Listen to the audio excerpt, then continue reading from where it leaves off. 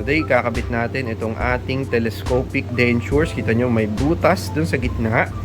Papasok lahat yung telescopic ni ma'am. Ito yung telescopic. Yan. Papasok yan dito sa gitna nun. So, supposed to be kasi gusto sana ni ma'am fixed bridge. Kaso hindi pwede kasi wala akong ipin dito sa kabilang side. Dito wala. So ngayon, para magmukhang yung para fix yung itsura, naglagay kami ng telescopic. Tapos yung kapit nito ay sobrang mahirap siyang matanggal. Hindi basta-basta, okay? Pagka dininan ko dito, ayaw. Dininan ko doon, ayaw. Dininan ko dito, ayaw.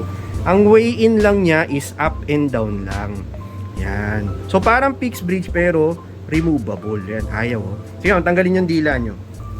Ayaw. Kagat niyo po, kagat, I. Kagat. Smile po, I, as wide as you can. Yan. Okay na. Thank you po. Smile po, I. So yan, may konting gums tayo para matibay, pero ganun pa man, hindi pa rin halata. Smile po. Yan. So yan ang ating telescopic dentures. Yan. Okay.